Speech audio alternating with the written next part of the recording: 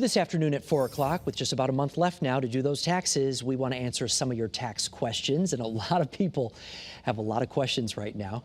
Speaking with us is Eric Green, a tax attorney and partner at Green and Sklarz. He's also the founder of a tax coaching service called The Tax Rep.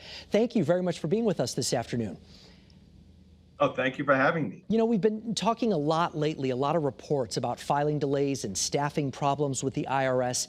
Can people really expect long delays of weeks, maybe even months, once they do their refund?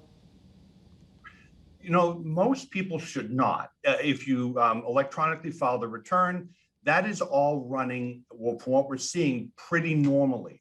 Where people are having a problem, Mark, is they're so short-staffed at the IRS. Paper returns, people that have amended older returns or filed older returns, it's taking months and months and they're not being processed, and that can impact current returns. For instance, there's a refund that they've carried over, the IRS doesn't have it, and so we're finding, those delays in the paper that's been sent in is causing headaches for taxpayers. Personally, last year I had an issue where there was somebody had tried to do something with my taxes and I had to file them using paper. I think it took 7 months.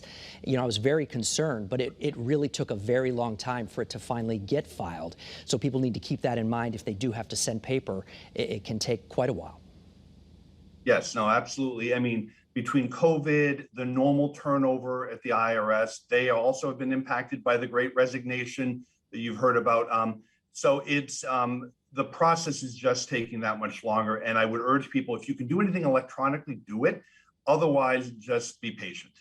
Let's talk about this child tax credit, Eric, because obviously people were getting it, and then obviously that situation has changed a little bit. How is this going to impact what people are potentially getting? Could folks who got a child tax credit now end up owing some money?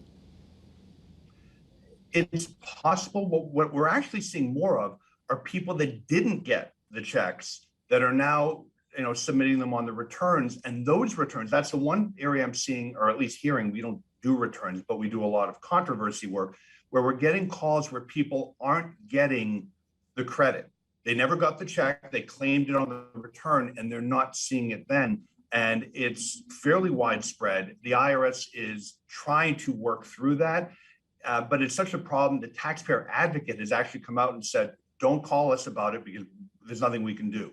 So it's really, the IRS did a phenomenal job getting the checks out. I mean, I think 90-something% all done on time, people received it, but it's that small percentage that are now just caught up in this whirlwind of delays, and those are folks who often need it the most. And so it really is causing a problem.